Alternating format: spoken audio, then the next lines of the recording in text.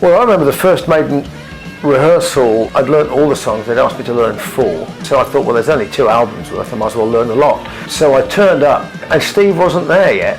So we just started jamming all of our favourite songs. And we all liked all the same bands. So then we started mucking around with some Maiden stuff. Then Steve turned up and then we all went bashed through like, you know, Rothschild and Twilight Zone. And Steve was like, right, that's it, hang on. And he was on the phone to Rod. Back in the day, of course, for those of a certain age, it was a payphone, right? So he's on the payphone, you know, running out of change, shoveling change, going, wait, no, we've got to get him in the studio today, you know, because I had to go into a studio so they could just make sure that it wasn't all smoke and mirrors, that the voice really did work. But of course they had the small matter of going and doing some festivals in I think it was in Sweden or somewhere with Paul in between. So that I remember going away thinking that must be odd, you know, because they're all jumping up and down with excitement. From there to the first show in Bologna was obviously took a few months, and yeah, it was the first time I'd ever done a show outside of the United Kingdom, ever. It was a small basketball arena. I think it was about 4,000 or 5,000, I think was the capacity, something else like that. The biggest place I'd ever played in the world. I was just conscious that I was on probation, and not only with the audience, but with the road crew, you know, who were taking a look at it. That was the first time they'd ever seen sight of me, basically, you know, the new singer.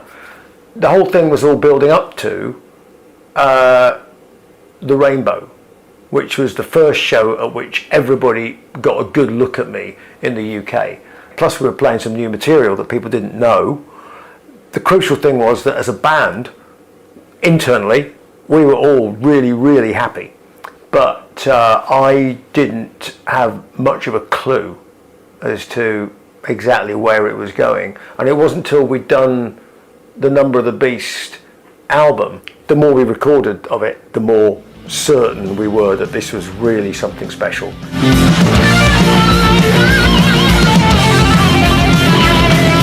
The idea of change from obviously back in 1981, when, you know, you sort of like whack on a pair of spandex, some boxing boots and a red t-shirt, and that's it, you know. And we had the road crew with plastic devilish pitchforks and basically pantomime costumes. From that period to now, where we've got all the, you know, sophisticated bits and everybody's on in-ear monitors and things like that, except me, I still use rubber plugs, but nevertheless, I don't think we've ever lost the childlike delight in doing something a bit daft.